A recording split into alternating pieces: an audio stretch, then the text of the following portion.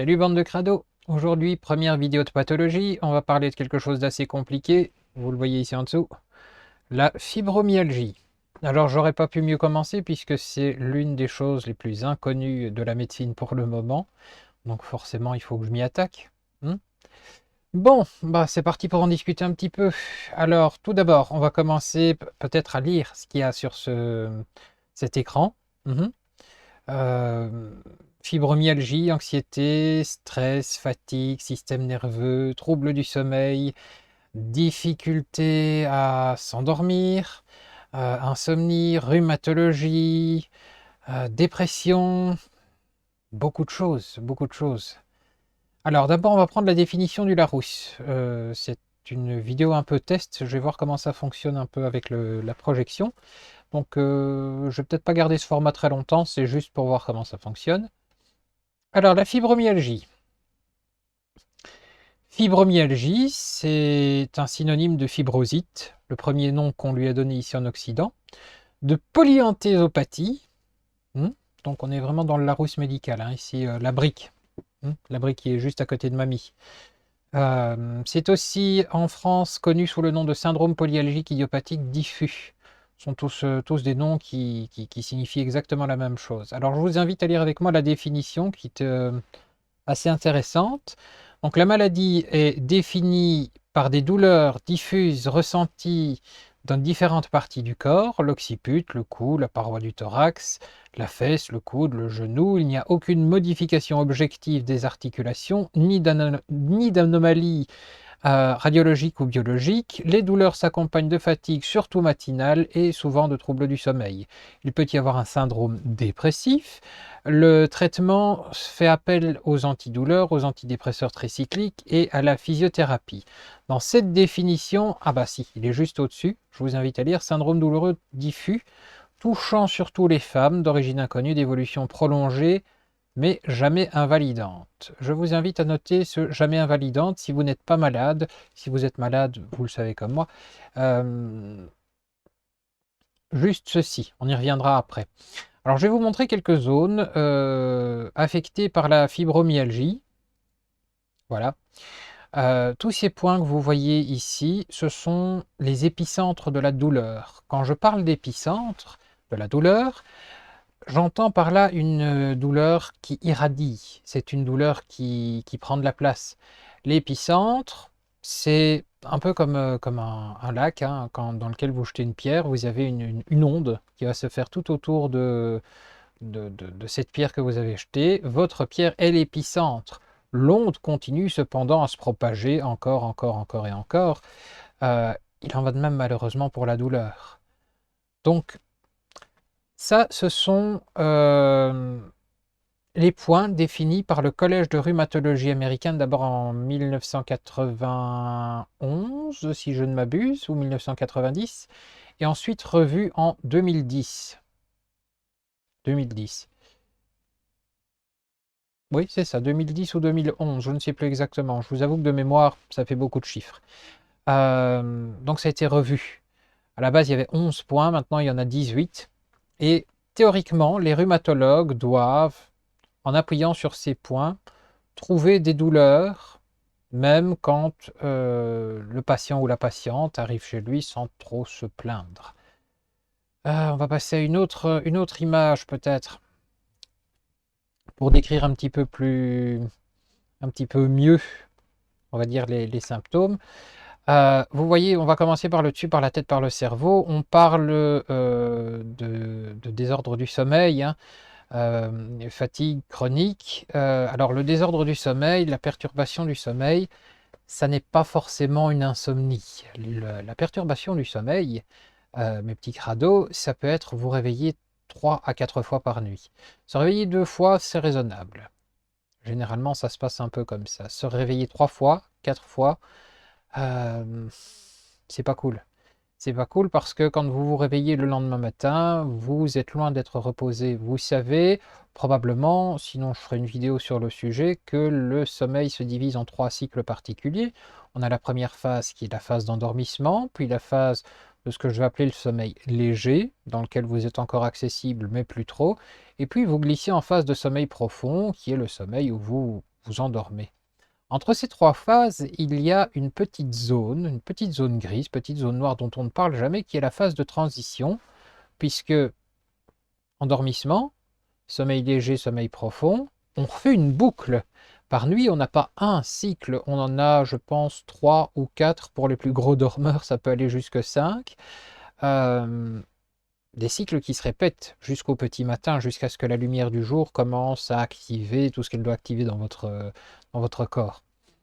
Le problème du réveil nocturne, c'est que ce réveil nocturne intervient toujours au moment de ripper sur cette face. Donc grosso modo, c'est comme un disque, un vieux vinyle, hein, c'est l'aiguille qui glisse. Donc on arrive à la première phase, deuxième phase, on arrive sur cette petite zone grise, et là ça dérape. Pouf, on se réveille. Qu'est-ce qui se passe? Qu'est-ce qu'il y a? Ah, bah rien du tout. Il est 1 h du matin peut-être. On est reparti. On essaye de se rendormir tant bien que mal. Certains y arrivent, d'autres non. Ou en tout cas pas avant des heures. Donc on replonge dans le sommeil. Et parfois, le problème, il intervient entre la première et la deuxième phase du sommeil. Ça veut dire qu'on a une phase légère, mais on ne sait pas très bien pourquoi. Pouf, au moment de passer dans la phase profonde, celle qui repose, celle qui permet au cerveau d'actualiser toutes les informations et de les classer, tout ce qu'il a vu dans la journée, on rip aussi. Ça, ce sont des troubles du sommeil. Les troubles du sommeil, mes petits crados, ça entraîne de l'anxiété. Il y a l'absence de rêve quelque part. Donc le rêve, on sait que c'est un exutoire pour l'inconscient, pour évacuer toutes les tensions de la journée. Il y a aussi des pertes de mémoire. Le cerveau n'arrive plus à traiter toutes les infos qu'il gère dans la journée. Il ne peut plus les classer. Donc à partir du moment où il ne peut plus les classer, la mémoire commence tout doucement à saturer, à s'embrouiller. Et tout ça engendre toujours un peu d'anxiété. Les migraines, on y reviendra, mais elles sont toujours très présentes chez le fibro. On va passer au niveau de la nuque, si vous voulez bien. Hein, je vais essayer de foutre mon curseur dessus en même temps. Là, hop, on va passer ici sur la nuque. On était juste là. Vous avez vu qu'on a déjà dit beaucoup de choses. Hein. On va passer sur la nuque. Et puis sur les épaules, forcément. À la nuque, à la base de la nuque, vous avez ce qu'on appelle le nerf d'Arnold. C'est pour ça que je vous ai dit que les migraines, on va en reparler un peu plus tard, parce que tout au long, on va voir que les migraines sont liées à plein de facteurs différents. À la base de la nuque, vous avez ce qu'on appelle le nerf d'Arnold, ou le grand occipital pour les spécialistes.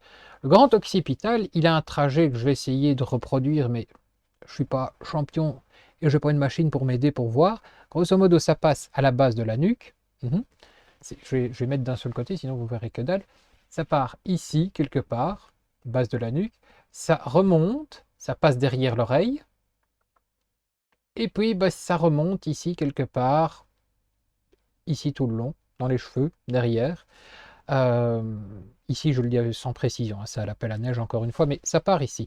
Quand vous avez des problèmes de névralgie d'Arnold, vous recevez des infiltrations, si je me souviens bien, à peu près ici.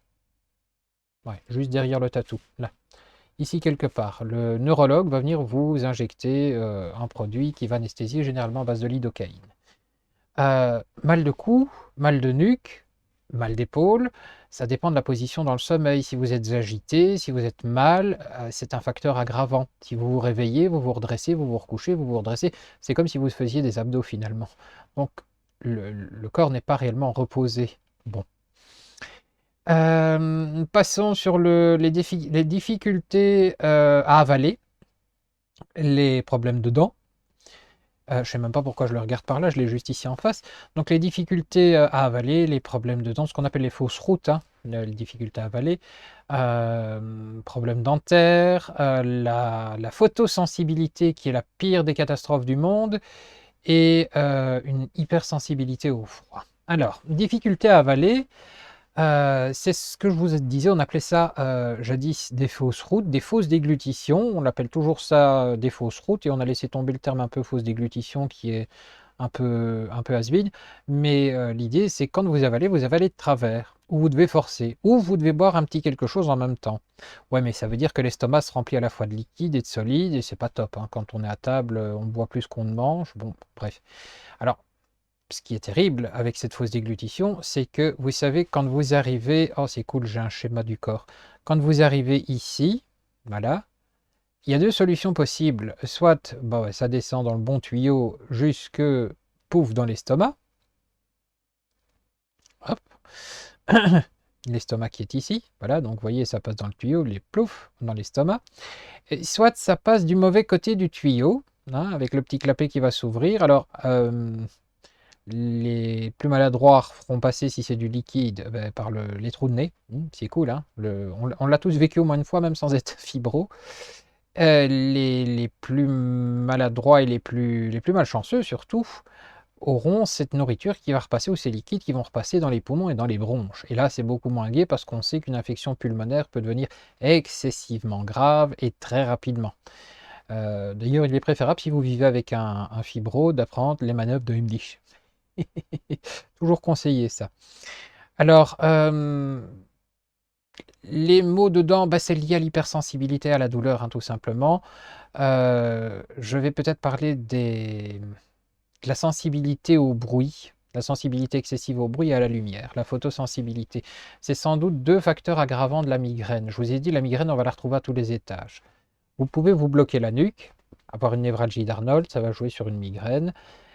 Ici, on vous parle d'hypersensibilité au bruit et finalement à la lumière. À un moment donné, c'est pas tout le temps, hein, c'est pas 24 heures sur 24, il y a des phases, on ne sait pas très bien pourquoi ça se déclenche à ce moment-là. À ce moment-là, qu'est-ce qui se passe? La seule solution pour les gens qui en souffrent, mes petits crados, c'est de s'isoler.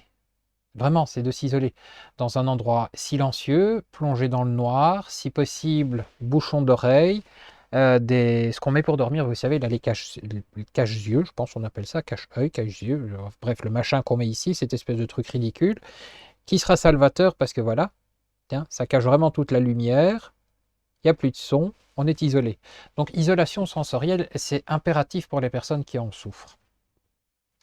La sensibilité au froid, ça fait partie du système nerveux, ça descend jusque dans les bras, les membres ne sont pas hyper bien irrigués. On parle parfois de pseudo-syndrome de Raynaud. Et on va s'arrêter là pour ce qui est de la sensibilité au froid. Tout ce que vous avez à savoir, c'est que le fibro a rapidement froid, c'est un frileux. Alors, on va passer au niveau des poumons, hein. Alors, on a poumon-cœur, en fait, hein. On est sur les deux. Vous voyez le cœur, les poumons. Alors, on a de l'arythmie au niveau cardiaque. Arythmie, c'est des troubles du rythme, un battement. J'ai envie de dire, la douleur est là. Le cœur ne bat pas forcément comme chez tout le monde. Vous avez mal. C'est la seule chose qui est réellement observable en fibromyalgie. Vous avez mal. Voilà, le cœur cogne, hein. La tension grimpe, la douleur est amplifiée, la douleur du mal de tête est amplifiée aussi par la tension. Je vous ai dit, on va le retrouver partout celui-là. On a un souffle qui est, ici ils disent shortness, qui est un souffle court. C'est pas un souffle court, c'est un souffle superficiel. On a des respirations qui sont superficielles. Et alors on a tendance à faire beaucoup de bronchites quand on est, ou de maladies respiratoires quand on est atteint de la fibromyalgie. Pourquoi, comment? On ne le sait pas, c'est le problème, c'est qu'on ne sait pas pourquoi. Enfin, on commence, on va y venir après. Descendons au niveau de l'estomac et du côlon, hein. Vous connaissez tous le côlon irritable, tous et toutes, hein, j'en suis persuadé. Je ne vous décris pas les symptômes, c'est des ballonnements, des gaz, de l'intolérance à certains aliments. L'estomac, c'est le fameux RGO, hein, reflux gastro-œsophagien, qui n'est pas top. On ne va pas s'attarder là-dessus, vraiment. Alors, on a ici ce qui est le plus intéressant, me semble-t-il, c'est de la douleur chronique, ce qu'ils appellent les jointures, c'est grosso modo juste ici, hein, autour de la rotule. Vous avez le ménisque ici qui est juste en dessous. Il se passe que là, il y a des douleurs articulaires qui ressemblent fort à de l'arthrite ou de la polyarthrite rhumatoïde. Et pourtant, quand on passe toutes les machines qui détectent ce genre de maux, il n'y a rien. Il n'y a rien du tout. C'est absent. C'est invisible. Et donc, on ne sait pas l'expliquer, ça. Pourquoi? Ah, bon, si on ne sait pas l'expliquer en imagerie, mais que la douleur est présente, c'est qu'il y a bien une raison. Et puis, on revient à la même chose pour les pieds. On a quelques difficultés au niveau des pieds. Bref, c'est pas le plus important, les pieds. L'ensemble est déjà relativement grave. Bon, je voudrais bien passer d'abord, si ça vous embête pas, sur 2 ou 3 légendes et fausses croyances qu'on a établies autour de la fibromyalgie. La fibromyalgie agit au niveau du poids. Bon, je vais remettre mon image de début pour pas que vous soyez tenté de lire. Voilà. La fibromyalgie agit au niveau du poids. Ben non, pas forcément. Il ne faut pas être obèse pour faire de la fibro, il ne faut pas être maigrichon non plus. La fibromyalgie touche tout le monde. Fibromyalgie, pour rappeler un petit peu l'étymologie du mot, on a fibra, donc le grec fibra qui signifie les fibres, myos le muscle et algia la douleur. Donc la douleur des muscles et des fibres. Donc Arnold Schwarzenegger ou d'autres sont tout à fait aptes à souffrir de fibromyalgie. Tant qu'il y a du muscle, il y a de la douleur. Vous êtes d'accord avec moi? Alors le problème, c'est que ce sera dans la prise en charge. Les personnes qui seront atteintes de fibromyalgie, on a tendance à observer que soit elles prennent beaucoup de poids, soit elles perdent beaucoup de poids. Pourquoi? Parce qu'actuellement, le traitement repose autour de la prise de médicaments, 3 axes, on verra ça tout à l'heure, mais principalement de prise de médicaments, et on demande aux fibros de se tenir tranquille. Donc tiens, prends tes petits médicaments, va t'asseoir dans le fauteuil et attends que ça passe. Oui, mais pendant ce temps-là, tout ce qui est musculaire, bah ça fout le camp. Donc soit le muscle est remplacé par du gras, parce qu'on continue à manger, soit le muscle est remplacé par rien du tout, puisque on maigrit, on perd du poids. Et c'est là qu'on voit l'inégalité de certains face à d'autres au niveau anatomique. Alors, une autre légende consiste à dire que ça touche les personnes âgées. Non, on confond avec l'arthrite, avec la polyarthrite, avec les rhumatismes, avec... non, non. On peut faire de la fibro à partir de 12 ans, 12-13 ans, ouais, je pense les cas les plus jeunes, c'était 12-13 ans, et ça peut monter jusque... généralement, ça se déclenche vers l'âge de 25-30 ans. C'est la moyenne. Mais on peut en faire beaucoup plus jeune. C'est une fausse croyance, ça. Alors, conditions physiques initialement mauvaises, non. Non, faut pas être en mauvaise santé pour faire de la fibromyalgie, pas spécifiquement, pas forcément. Plusieurs rapports semblent dire même au contraire que ce sont des gens qui étaient à la base en excellente santé, des sportifs, des gens très actifs au niveau professionnel qui commencent à souffrir de cette maladie.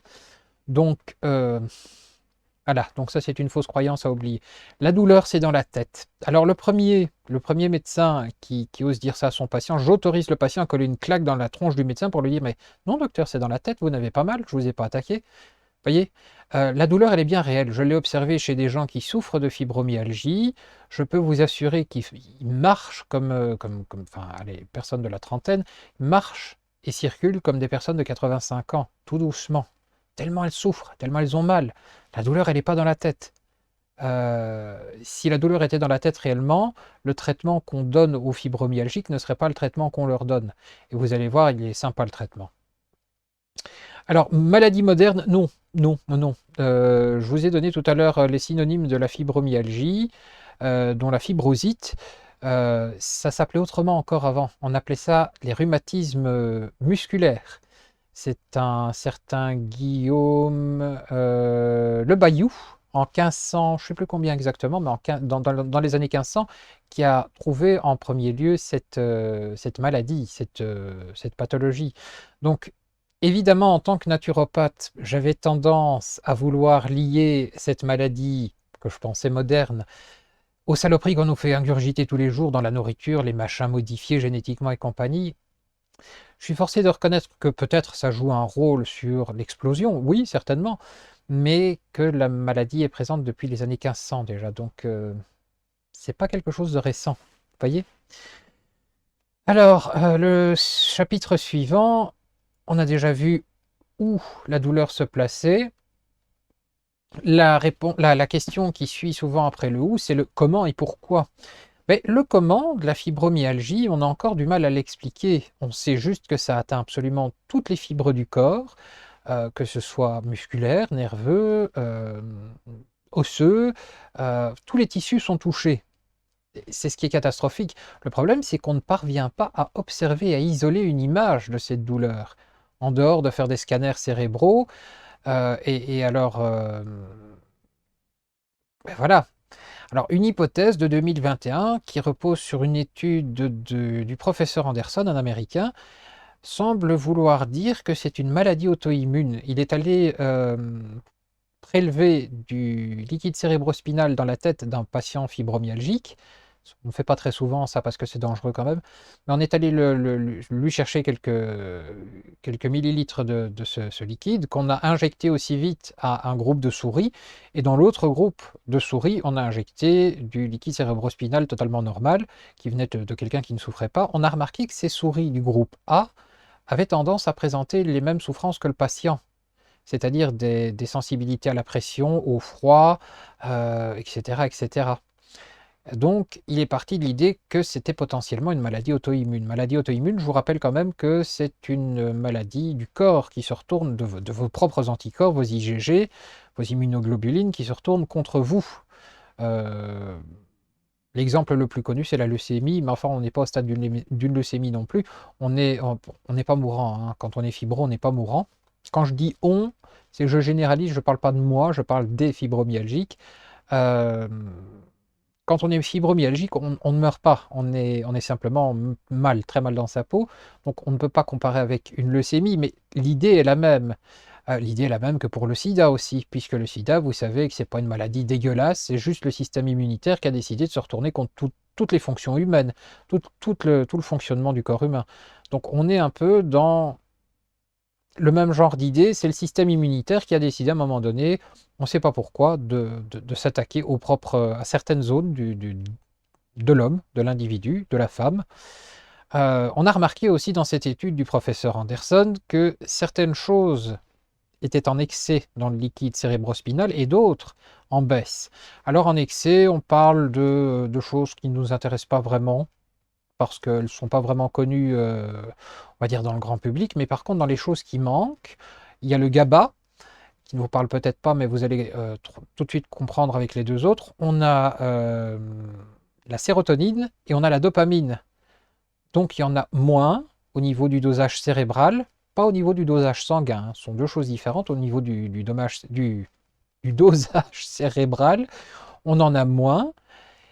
Et ça pourrait expliquer pourquoi on a ces phénomènes de dépression, déprime, anxiété, etc., etc.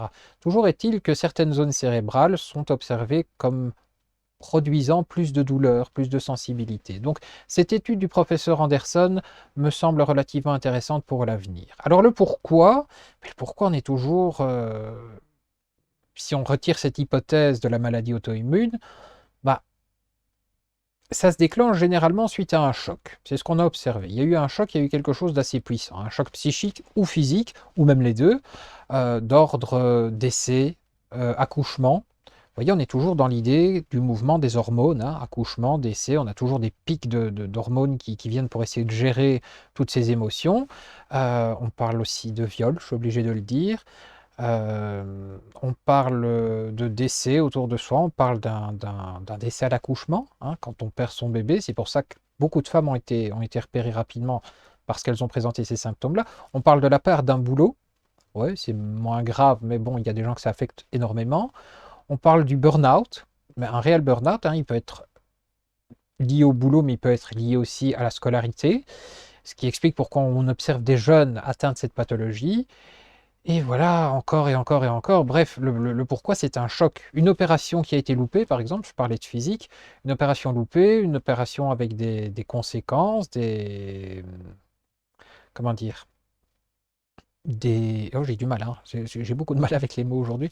Donc des effets secondaires, non pas des effets secondaires, Oh mince, j'en reviens plus sur le mot, c'est pas grave. La Terre est ronde, ça repassera. Donc bref, des complications, aïe, je suis retombé dessus. Donc quand on a des complications dans une opération de chirurgie, bah, je vais prendre le cas du bypass par exemple, ou de la sleeve, qui est un peu similaire. Si on vous découpe et que bah, il y a quelque chose qui fonctionne mal et que vous y êtes retenu un temps certain dans un hôpital pour être sûr que vous allez ressortir entier et avec les bonnes fonctions, bah, ça c'est un choc. Une péritonite, c'est un choc.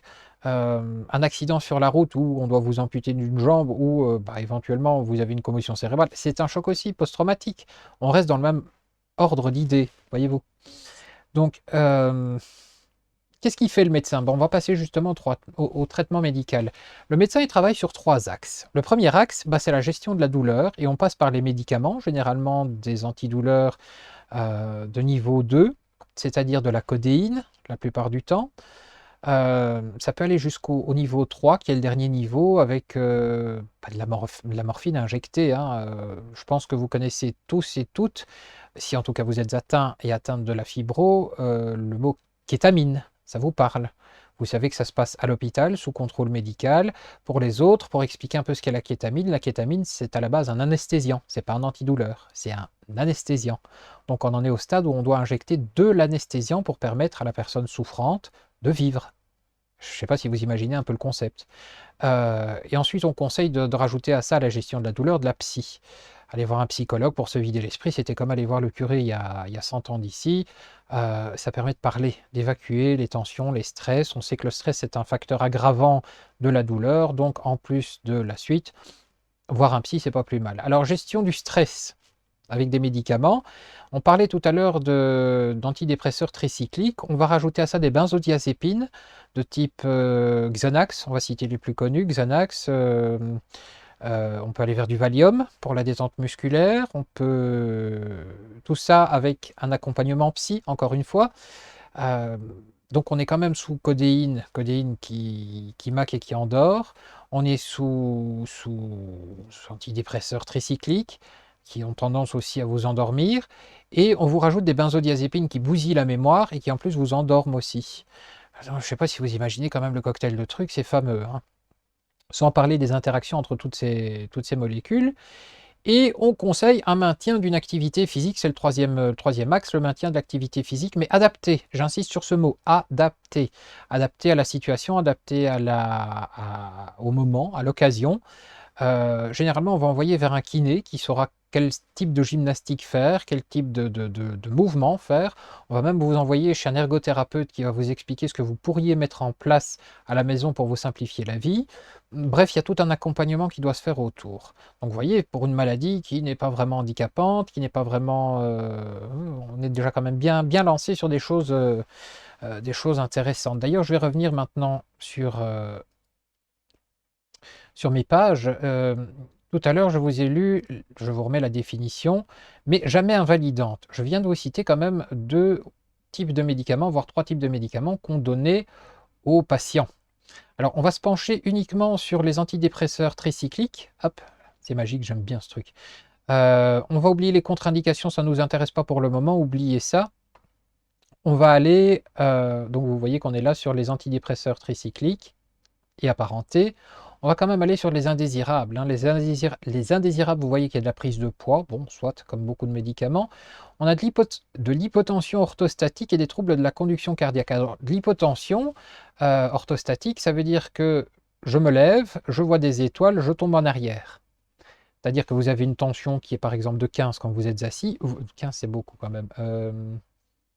On va dire 13. Allez, 12 ou 13, vous vous levez, vous êtes à 9. Ben, qu'est-ce qui se passe? Ça tourne, on n'est pas bien, on se rassit. Imaginez que vous êtes dans une fonction où vous devez vous lever, vous rasseoir constamment. Je parle aux gens qui entretiennent les logements des autres, je pense aux gens qui sont en caisse dans les magasins, je pense aux ouvriers, je pense enfin, tous ces gens-là qui doivent se lever, s'asseoir, faire des mouvements. Hypotension parce qu'on vous soigne pour une maladie qui n'est pas très invalidante. Bon, ça fait déjà quand même beaucoup, hein. Euh, donc on a des effets sur le cœur, hein, aussi sur enfin ça c'est les effets indésirables, j'avais dit qu'on y touchait. Ah bah si. Non, c'est l'autre, je l'ai masqué. Oui, donc si, des effets sur le trouble du rythme cardiaque, ben, on a déjà des problèmes d'arythmie. Alors imaginez si en plus on vous rajoute quelque chose qui va encore modifier le rythme cardiaque, c'est foutu. Alors l'effet anticholinergique. L'effet anticholinergique, pour vous situer, c'est quand vous prenez un anti-allergique. Vous savez, vous avez un gros rhume des foins, on vous donne de la cétirizine généralement. Qu'est-ce qui va se passer? Bah, cétirizine, c'est plutôt léger. Mais les autres, bah, vous allez dormir. C'est anesthésiant. On prend ça, on vous dit de le prendre le soir pour pioncer. Mais bon, quand vous faites des crises toute la journée, pas le choix. Donc on est sur un troisième médicament, enfin sur un troisième effet somnolent. Vous voyez, rien que sur l'antidépresseur tricyclique. Et alors la sédation, voilà. On vous donne les molécules, hein. Ici c'est le nom du médicament, du produit, c'est pas le nom commercial. Euh, Alors, on vous conseille, donc écoutez bien celle-ci parce qu'elle est bonne, sédation surtout avec ces 3 produits-là que je ne vais pas citer. Cet effet sédatif est parfois souhaitable en cas d'anxiété, donc pour le soir, c'est cool pour dormir. Hem, Sinon, bah, il y a d'autres antidépresseurs, on vous dit ici, de ce groupe, qui sont peu ou pas sédatifs ou même légèrement stimulants, dont celle-ci, la nortriptyline. Ils sont parfois responsables d'anxiété, d'agitation et d'insomnie.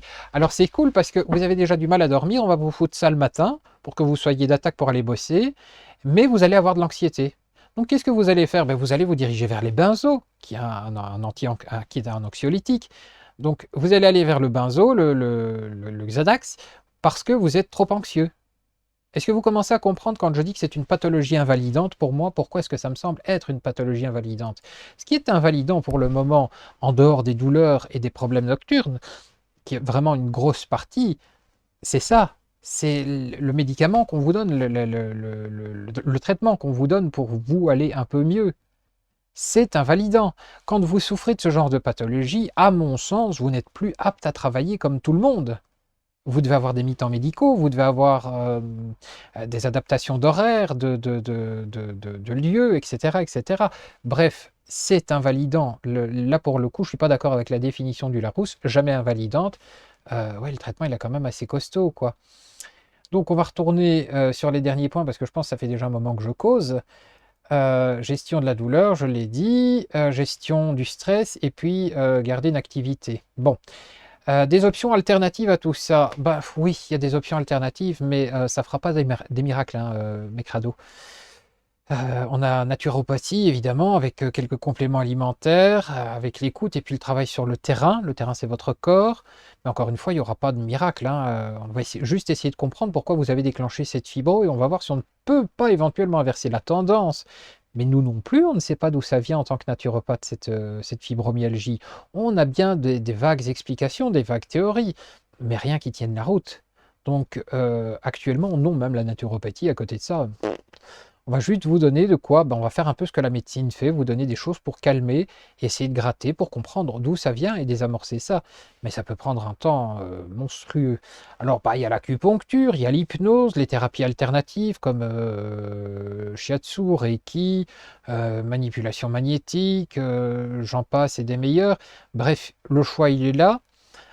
Tout le monde teste un peu tout et n'importe quoi parce que ben, on n'est pas bien dans notre peau, donc il faut qu'on aille mieux, il faut qu'on se sente bien. Voilà. Alors ensuite vient, moi, ce qui me semble le plus important vraiment dans ce genre de pathologie chronique, c'est apprendre à gérer votre temps correctement. Alors je sais, c'est facile à dire. Apprendre à gérer son temps, ça veut dire accepter de ne plus avoir le même mode de vie. Ça veut dire accepter de ne plus travailler comme on le faisait avant. Vous étiez bibliothécaire, vous étiez ouvrier, vous étiez cuisinier, vous étiez il va falloir commencer à comprendre que ces pathologies-là vous empêchent d'accepter les ordres et les horaires d'un patron. Donc, l'option qui s'ouvre à vous maintenant, c'est je vais devoir me mettre à mon compte parce que je vais devoir avoir des horaires. Alors, me mettre à mon compte, c'est toujours un peu délicat parce que financièrement, c'est pas toujours viable. Mais en attendant, je peux faire du mi-temps. Mhm. C'est moins viable qu'un plein temps, mais il va falloir commencer à penser à gérer votre temps, puisque travail, source de stress, c'est lié généralement. Sauf si vous adorez votre job et que vraiment vous êtes aux anges à chaque fois que vous y êtes. Mais il y a peu de gens qui travaillent avec le smile jusque-là et des conditions super super sympas. Donc apprendre à gérer votre temps, ça commence par gérer votre emploi, votre carrière professionnelle. Donc remettre en cause tout ça, c'est très important.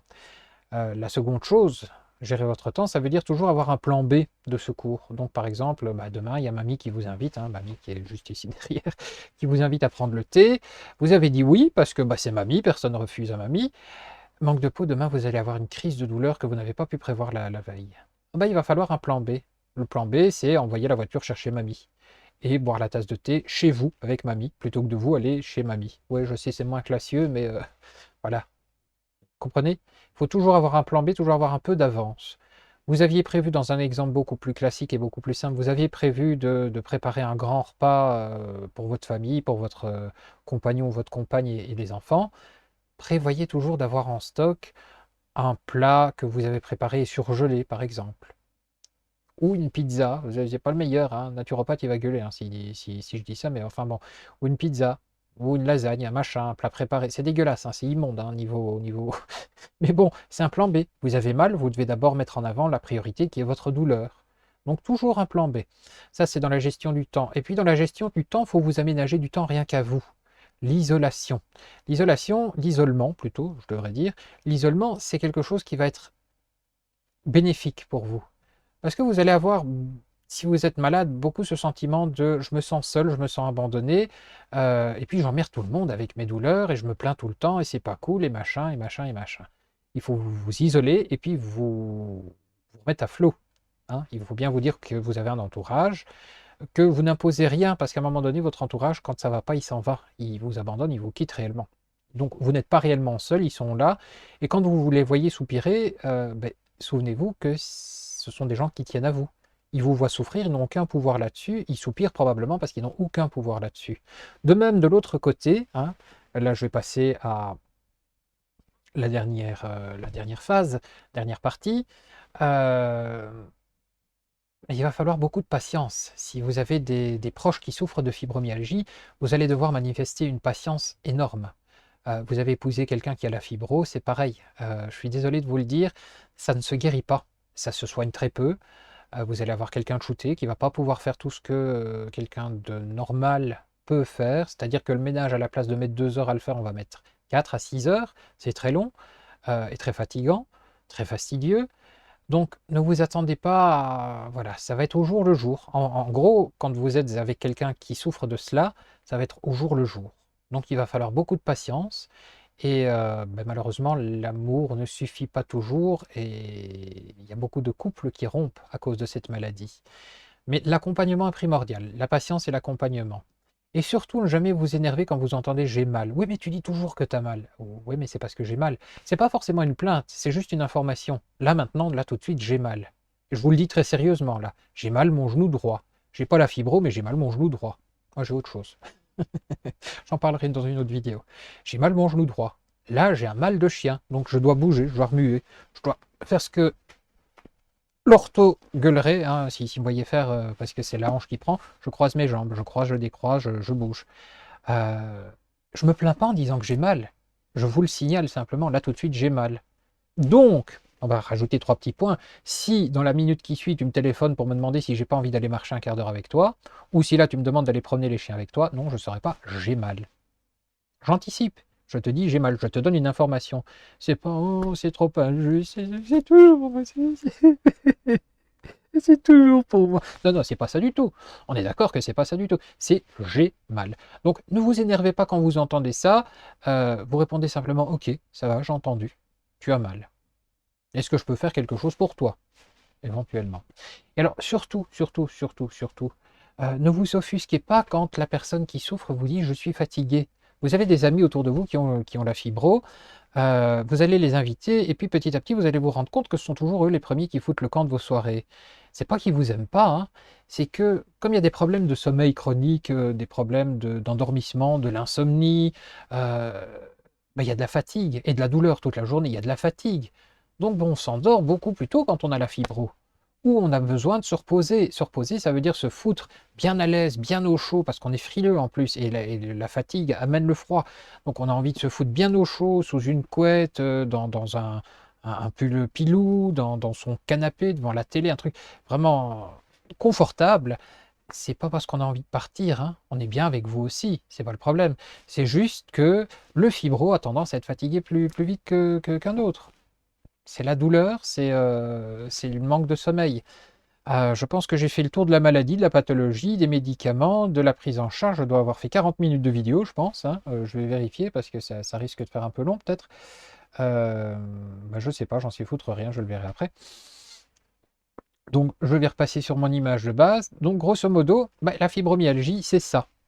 Ce sont des douleurs chroniques qui ne sont pas encore expliquées parce qu'il n'y a pas beaucoup d'études qui sont formulées à ce sujet, puisque jusqu'ici, il faut que vous compreniez aussi le parcours de la fibromyalgie. On a commencé, oui j'ai un petit pinceau, j'aime bien tenir des objets comme ça, comme un chef d'orchestre. Je suis fatigué. On a commencé la fibromyalgie, je vais commencer par là, c'est plus logique. On a commencé la fibromyalgie en la classant au niveau psychologique. Enfin, ça a commencé au début, tout au début en 1500 par des rhumatos et des physiologues, des physio-trucs-muches, enfin des gens qui étudient la physiologie. On les a classés là, parce qu'on ne savait pas très bien ce que c'était. Plus tard, à cause d'études franco-anglaises ou anglo-françaises, ou bref, des Anglais et des Français, ici en Europe, on a classé cette pathologie au niveau des pathologies psychiques, c'est-à-dire on était sur du psychosomatique. La douleur est dans la tête. Non, la douleur n'est pas dans la tête, ou en tout cas pas comme on le pense.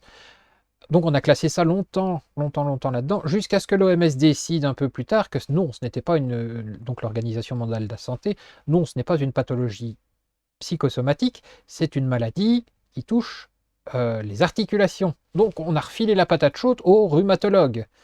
Rhumatologue, ouais, il s'est retrouvé avec ça, mais qu'est-ce que vous voulez qu'il fasse? Voilà, il ne sait pas l'expliquer plus qu'un autre. Donc, mis à part donner des gros antidouleurs, anti-inflammatoires et j'en passe, ça ne va pas faire grand-chose.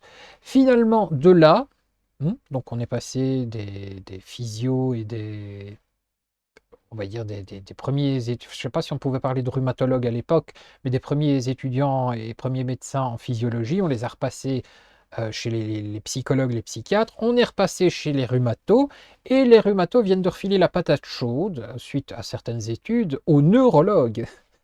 Donc je ne sais pas si vous imaginez, on a fait le tour, hein, là, prochaine étape, je ne sais pas ce que c'est. Donc il y a eu un cheminement qui s'est fait sur de nombreuses années, et voilà. Donc la fibromyalgie, on ne sait pas d'où, on ne sait pas encore comment, on ne sait pas encore pourquoi et on ne sait pas encore comment la soigner. Donc, vous n'aurez pas appris grand-chose aujourd'hui, mis à part si vous n'avez pas la fibro et si vous vouliez savoir ce que c'était. Comment est-ce qu'on vit sa fibro? Ben, j'expliquerai comment est-ce qu'on vit la fatigue de la fibromyalgie ou d'une douleur, d'une pathologie chronique, la fatigue. J'évoquerai la théorie des cuillères, qui est une théorie très intéressante dans une prochaine vidéo. Vous allez voir, c'est pas piqué des hannetons, et puis c'est sympathique pour comprendre comment on peut gérer ces choses-là, et surtout comment le patient, le malade, gère ces choses-là. Bref, si vous n'êtes pas malade, j'espère que vous aurez un peu plus de patience avec ceux qui le sont, à ne pas vous imaginer que ce sont des profiteurs qui veulent juste ne rien foutre et glander et profiter du système. C'est pas le cas. Je veux dire, les fibros auraient envie de pouvoir bosser autant que vous et de gagner le même salaire que vous, hein. Il y a les impôts à payer, mais on peut dépenser un peu plus pour se faire plaisir. Ce n'est pas le cas quand on a une allocation de remplacement ou autre chose. Et quant aux malades, j'ai un message à vous adresser. Vous ne laissez pas faire, hein. Vous ne laissez pas faire. Euh, vous êtes malade, c'est pas de votre faute, vous n'avez pas voulu être malade. Euh, ne vous chargez pas psychologiquement et mentalement en vous disant que vous ne servez à rien, parce que vous n'êtes pas seulement un corps malade, vous êtes aussi un esprit. Un cœur, éventuellement, ce serait pas mal, mais vous êtes surtout un esprit. Vous avez encore vos facultés psychiques, psychologiques et mentales que vous pouvez utiliser. Vous avez encore une voix pour vous exprimer. Vous pouvez aussi participer en expliquant ce qui vous fait souffrir. Vous pouvez encore enseigner des choses, vous pouvez encore partager des choses. Vous n'êtes pas inutile. Vous ne servez pas à rien, comme certains tentent à vous le faire croire. Vous avez encore beaucoup, beaucoup, beaucoup de choses à faire. Au contraire, le corps n'est pas là. C'est comme pour les personnes âgées, c'est pas parce que le corps n'est pas là que l'esprit n'est plus là. Bon.